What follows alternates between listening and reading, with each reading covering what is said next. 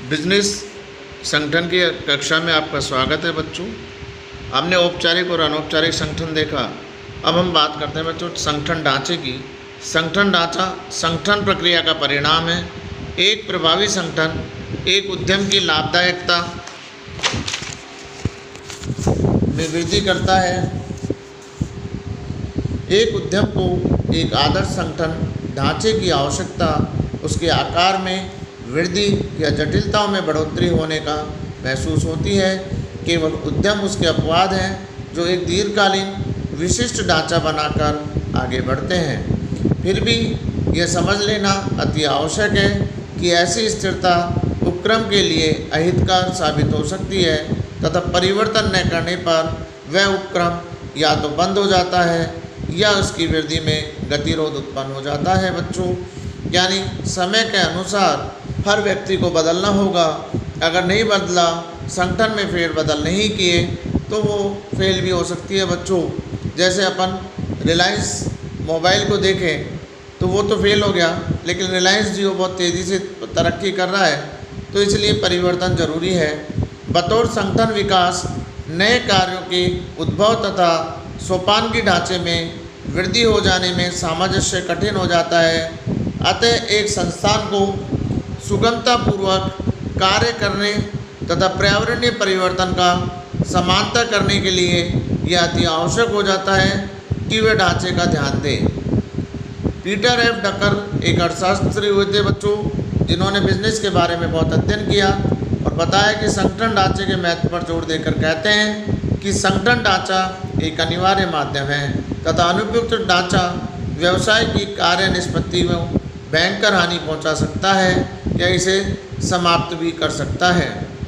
यानी अगर संगठन मजबूत हुआ तो व्यापार तरक्की करेगा और अगर संगठन खराब हो गया बच्चों तो वो पतन की ओर भी ले जाएगा।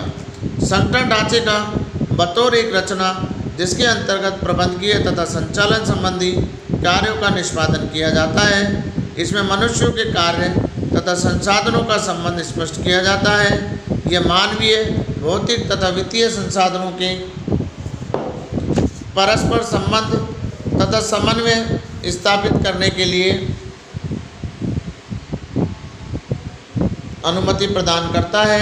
व्यवहारिक संसाधन को वांछित लक्ष्यों को प्राप्त करने में समर्थवान बनाता है। यानी संगठन वही कार्य करता है कि किस प्रकार जो लक्ष्य तय हुए हैं उन्हें की पूर्ति की जाए। एक फर्म का संगठन ढांचा एक संगठन चार्ट द्वारा दिखलाया गया है, आगे अपन पढ़ेंगे अभी।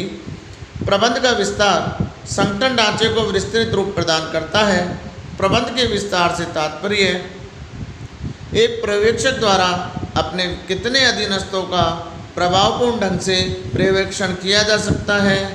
ढांचे में यह प्रबंध का स्तर निर्धारित करता है। यानी प्रबंध का स्तर यह देखता है कि बच्चों एक प्रबंधक द्वारा कितने कर्मचारियों को संगठित किया जा सकता है, उनसे कार्य कराया जा सकता है। ढांचा संप्रेक्षण प्रभाव को निर्विवाद होने का आश्वासन देता है तथा संचालन पर अच्छा नियंत्रण बनाए रखता है। संगठन उपक्रम का एक ऐसा ढांचा प्रस्तुत करता है जिसमें वह एक एकीकृत इकाई के रूप में विभागों तथा व्यक्तियों के उत्तरदायित्व का नियमित तथा समन्वित करने में समर्थवान होता है। इसमें उदाहरण की सहायता से हम समझते हैं बच्चों कि कुछ समय पूर्व स्मिता ने एक ट्रैवल एजेंसी खोली। उन्होंने अपने 3 कर्मचारियों को काम का आवंटन इस प्रकार किया। नेहा, आप हवाई जहाज, रेल तथा बस आरक्षण की प्रभारी हैं। करण, आप आवास बुकिंग का ध्यान रखेंगे। साहिल, आप पूछताछ तथा क्रेडिट कार्ड भुगतान का ध्यान रखेंगे। इस प्रकार कुछ को वाक्यों के अधिकार तथा उत्तरदायित्व के क्षेत्रों का निर्धारण कर संगठन ढांचा तैयार हो जाता है बच्चों। यानी कार्य का विभाजन हो गया, उत्तरदायित्व तय हो गया, किस व्यक्ति को क्या कार्य करना है, ये सब चीज़ें देखी जाती हैं। संगठन ढांचों के प्रकार संगठन तथा द्वारा अपनाए गए संगठन ढांचों के रूप उसकी प्रकृति तथा क्रियाओं के रूपों के अनुसार अलग अलग होते हैं।